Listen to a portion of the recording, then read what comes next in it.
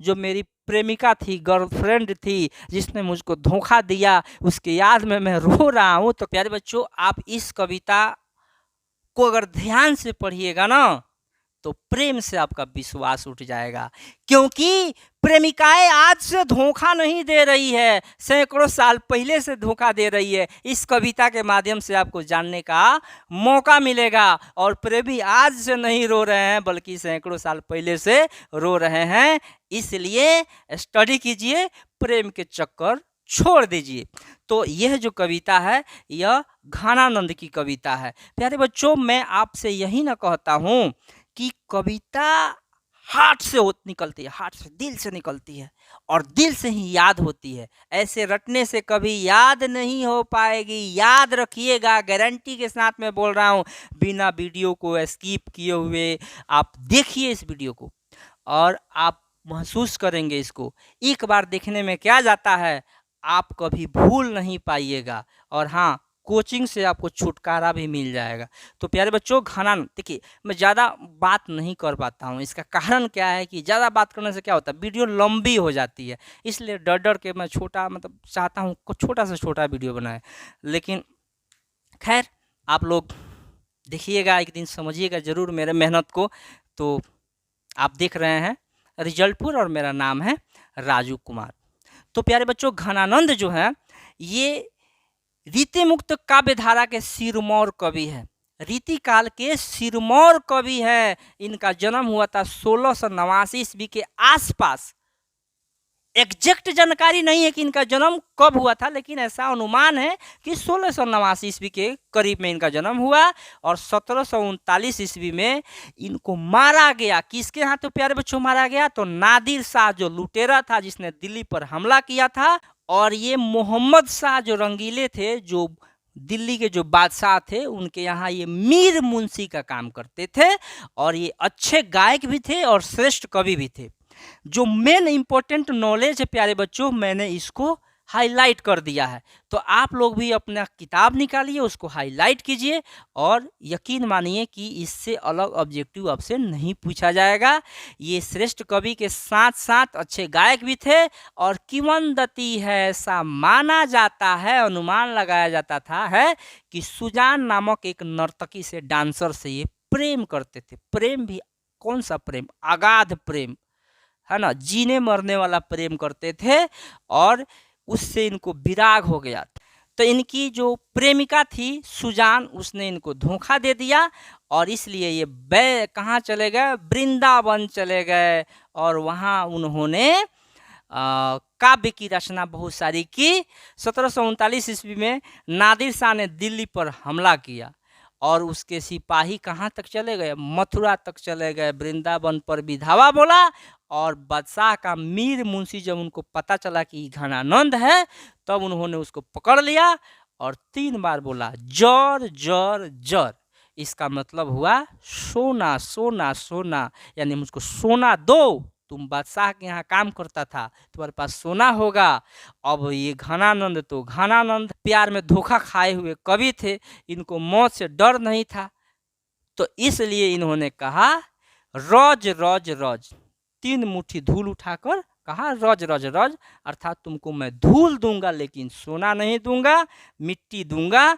इस पर क्रोधित हो गए नादिर शाह के सिपाही, और तलवार से उन्हीं पर उनको काट दिया गया, उनका वध कर दिया गया। लेकिन उनकी जो कविता है, दिल को छू लेने वाली कविता है।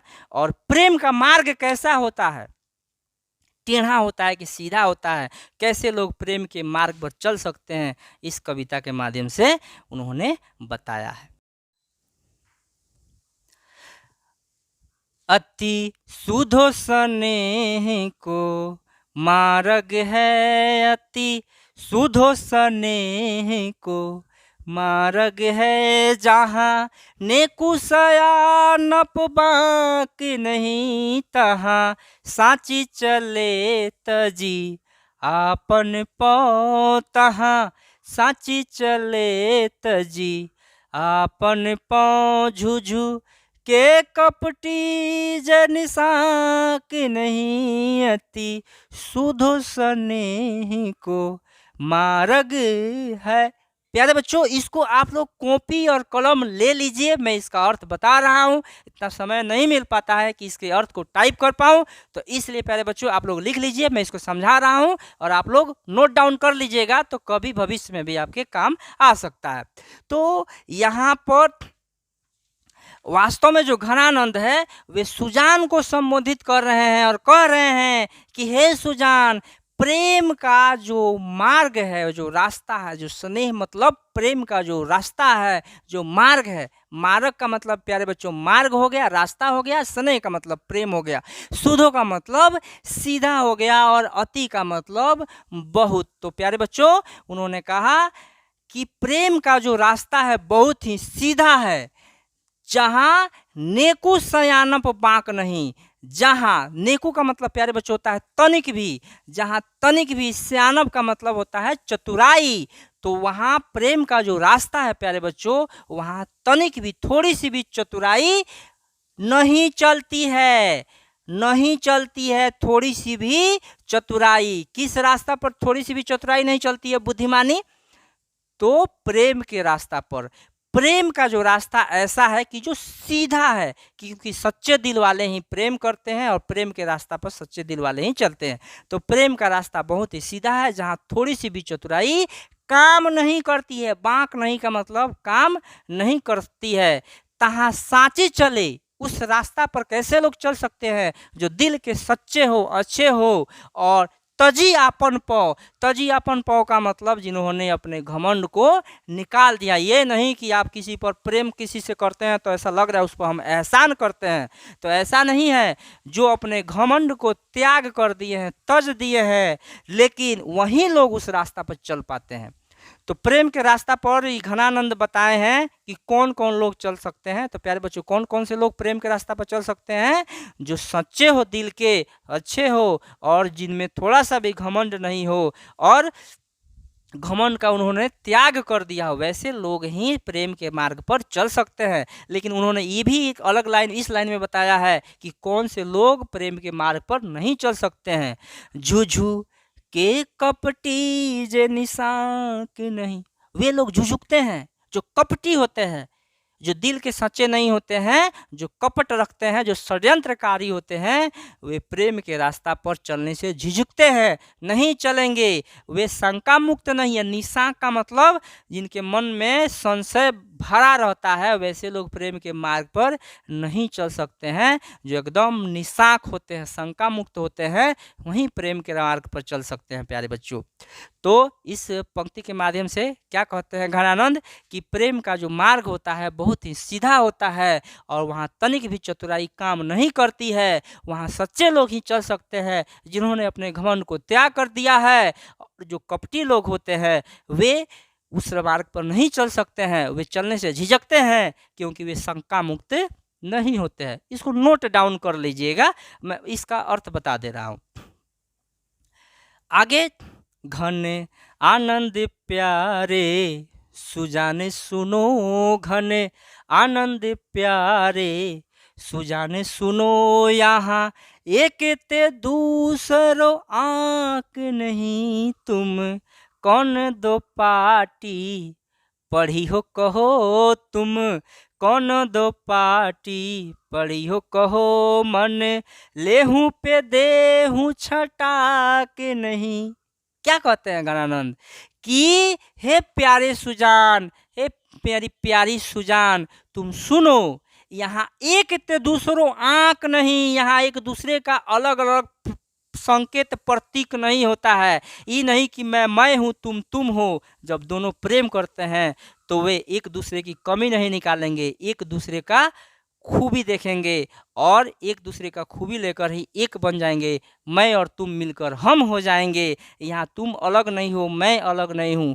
अगर प्रेम करती हो तो हम दोनों एक ही हो गए। यहाँ कोई चिन्ह नहीं है। तुम कौन दो पाठ पढ़ी हो, कहाँ से यह शिक्षा पाई हो, कौन सा पाठ पढ़ ली हो, कहाँ से तुम ज्ञान अर्जित की हो। मन ले हूँ, मन लेती हूँ। यहाँ मन का मतलब मन नहीं हो गया, दिल नहीं हो गया।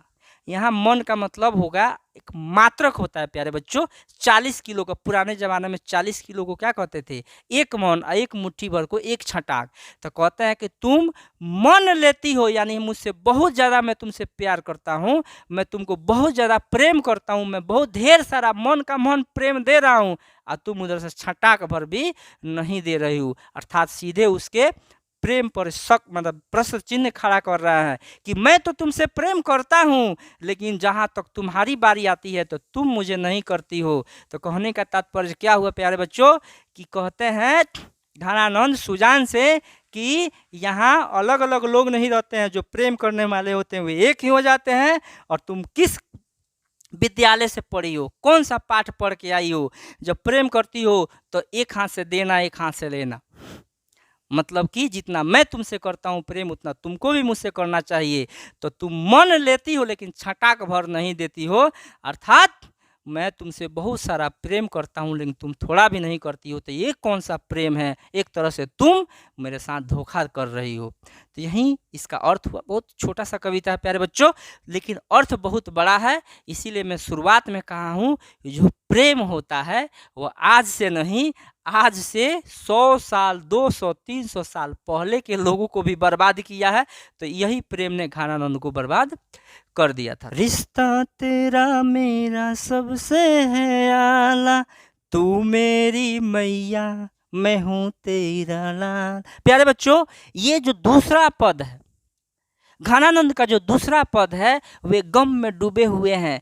पुराने वाले आशिक हैं ये बेचारे, नए वाले जो आशिक रहते हैं वो तो शराब उराब उठा लेते हैं, और पूछिए मत, 4 बोतल वोडका का काम मेरा रोज का करने लगते हैं। लेकिन ये रो रहे हैं किससे घायल होकर?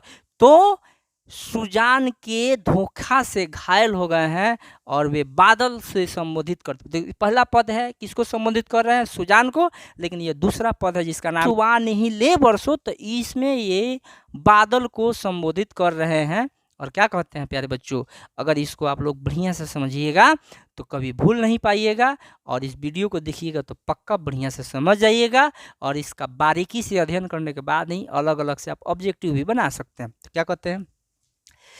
पर काज ही देह को धारी फिरो, पर जन्य जथारथी है दर्शो। क्या कहते हैं? पर काज ही देह को धारी फिरो। परजन्य का मतलब होता है प्यारे बच्चों बादल। क्या होता है? बादल।